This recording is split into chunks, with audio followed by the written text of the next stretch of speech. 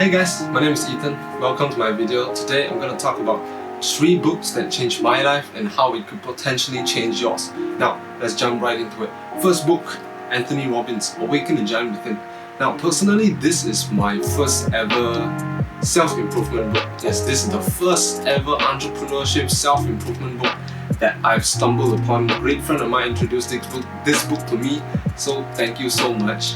And I'm going to jump into the key points that I find super duper important and you can take the value out of this book. Alright, the first, associate bad habits with pain and good ones with pleasure. Now, why I say that, why does this book say that? Is because we as a human we are emotional human beings. We are more emotional than logical. So if something brings us pain, something brings us bad memories, we wouldn't want to repeat it again, am I right? So we always work towards things that give us pleasure and work away from things that give us pain. So for example, if you don't like the job that you're going to, every time you're gonna go to the work and then you're gonna think like, oh my god, I gotta see the boss again, oh my god. And then from there, when you wake up in the morning and you have this kind of bad perception, trust me, your day is not gonna go very, very nice, because then maybe you're stuck in a jam, even though now you work from home and you're stuck in a jam, and then you'll be pissed off, and then you start to get angry, then you don't like, then you're late, your boss is gonna ask you why, and then because you already have a bad perception towards your boss, you gotta hate him, and then you gotta treat him, you might mistreat him, and a lot of bad things will happen. So we tend to please remind ourselves that we have to work towards the things that we love to do, and do the things that will bring us actual joy, instead of just working for the sake of salary. So there's something in this book that covers that I feel like is fundamentally super duper important. You have to understand this: our thoughts lead to our emotion, lead to our actions, and lead to our results. Alright? It's a cycle. It's a cycle that goes on and on and on every single time, because you have to understand that everything starts from us. Everything starts from a thought.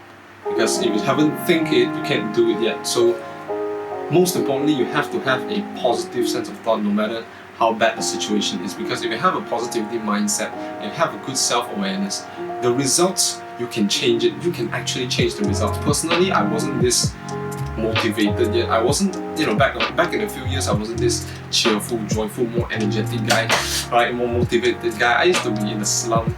I was the manager of my circumstances rather than the creator of my story. I didn't understood that I had the capabilities to change my life until I stumbled upon this book. Right? So moving on, point number 2. Change the words you use to describe how you feel or to transform how you feel. It's super duper important, and I think if you realize it or not, let's say for example when you're pissed off. When you're pissed off, you're gonna say, the F word, usually you're gonna repeat the same words over and over again. And the more you do that, the more you will enhance that level of emotion. Let's say when you're angry and then, you're gonna scold that guy, you say what you usually say, you son of a, you F you, all those. And then the more you say it, right, the more the emotion and that word will mix together and then it will elevate it. So that's why when you're getting angry, you tend to not have a realization to stop until it is too late. So how might you be able to change that? I think a very good tip that was taught by Tony Robbins himself is change the words. Change the words you use to describe any scenario or anything that you face in life. Let's say for example, next time you're pissed or somebody is annoying you or making you pissed off, you can do this. Instead of try scolding the person, or instead of just asking the person to shut up, you just tell them, man, you are so fascinating. You are so fascinating, let me tell you. You do that, right? You change the words towards the emotions that you have. You will do something called, you will break your pattern. You will break your own pattern, and then you will have a self-realization that, wait, I can actually change this around. And the more you do it, please have to understand, it's not a one-time thing. You have to keep doing it. It's a muscle. Everything that taught in this book is a muscle. It has to be trained. You have to apply it. So the more you do it, the more better you become. And then you will have your own awareness and control of what you're feeling and how are you going to feel, because it's going to teach you in this book, and not just in this book, everything that Tony Robbins does is going to teach you how to use your psychology, how to use your physiology, how to change your emotions to take more risk, high standards, what we call peak state, move yourself into a state that You can feel my energy through the screen and you know I love doing this. Alright, now the last point for this book is make up your own rules and communicate them to be happier. It's true. Because we as humans, I think we tend to allow things that we can't control us. Maybe it's like, for example, oh, this month, and if my boss don't give me a raise, then I'm gonna hate him. Or if this don't happen, I won't feel that way. You know, something like that. I hope you get what I mean. So we should not live like that, because you have to understand, like I said, it's the things that you can't control. And we do tend to want to control the things that we can't control, but in the end of the day, you don't have the ability to. Right? So find the things that you can control. Change your rules. And make sure you tell people about it. Change your rules. It's like maybe you read a new book, or maybe you went out and buy this book. That is a new rule.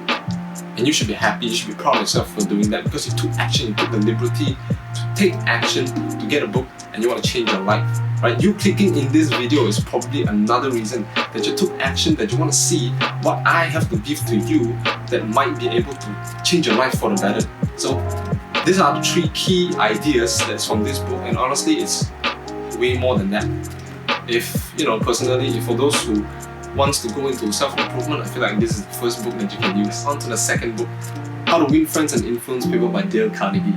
Now this book doesn't actually teaches you how to win friends, but you will definitely get more people to like you, to be around you and spend time with you, because it's going to teach you a lot of fundamental tools and a lot of things that you can implement in yourself to further increase your friendliness, the way you speak to people, the way you listen to them. Alright? And this book covers on criticism, it covers on dealing with people, on influence, on the secret to success. Well, as we know, criticism is not a very good thing. Alright? It harms people emotionally and mentally, and honestly, I never ever use criticism to do anything. Because personally, how I see it, everything happens for a reason, and sometimes it already happened. So might as well learn from what you can from that situation, instead of staying in it, instead of grieving and being so pissed off by what has already happened in the past. So this reminds me of a very, very great quote. It's like, a great man shows his greatness by the way he treats little men. Alright, moving on. Point number 2, dealing with people. Now, we unknowingly tend to speak to other people with logic, being logical, which is a very normal thing, nothing wrong about that. But you have to understand, as a fundamental human being, we are emotional. We are emotional human beings. When you fall in love with somebody, it's not logical.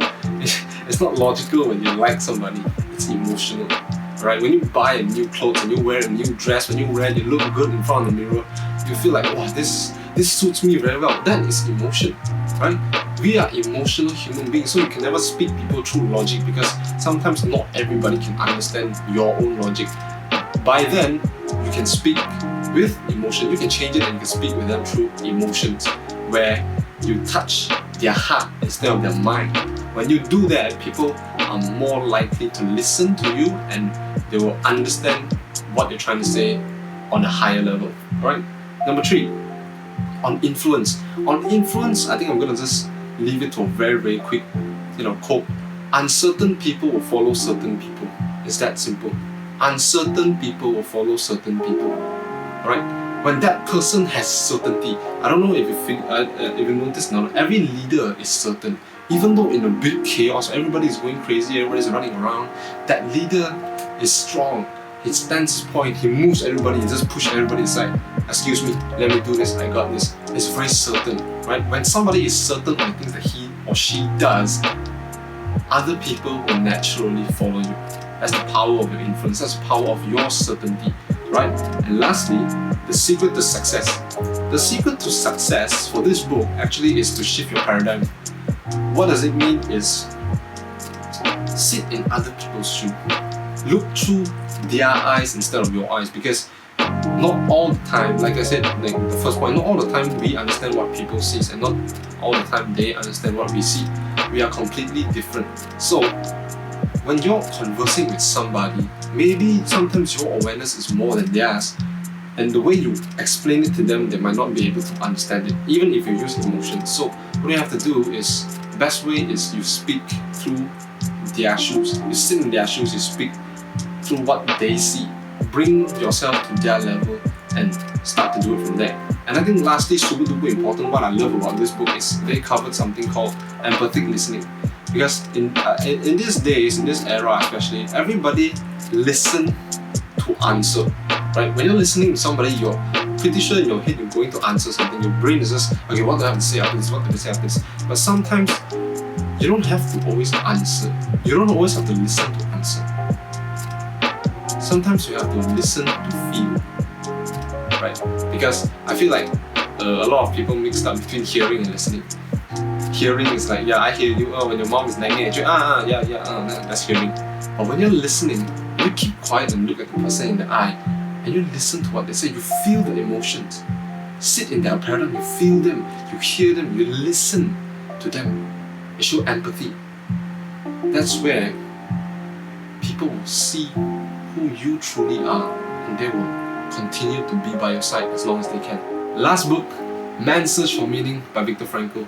Personally, this book is very, very different compared to the first two, because this book covers, it's more story based on how Viktor Frankl tells his story of surviving the concentration camp and how this experience has led to his theory on the importance of meaning in one's life, which is called logotherapy. And in this book, it covers maybe around three ways to find meaning in your life, right? First, by work, by doing something significant; in love, by caring for another person; and in courage during difficult times. Basically, this book covers and makes you realize that life has no meaning until the meaning that you give it. Any scenario or anything that happens to you in your life actually has no meaning, but the meaning that you give it to. So essentially, you cannot control what happens to you in your life, but you can always control what you feel and do about what happens to you. I think this is super duper similar to what the first book has covered during Tony Robbins. Thought leads to emotion, leads to action, leads to result. That's the same cycle. So when you can give yourself a better meaning towards whatever is happening, I can guarantee you the results that you get will always be better. So hopefully you love what I shared, these 3 books that changed my life, and hopefully I inspired you to take action. If you haven't read the books, please go and get them. You're not going to regret it. Trust me, your life is going to change 180 degrees forever. And like and subscribe, and I'll see you on the next one. Thank you.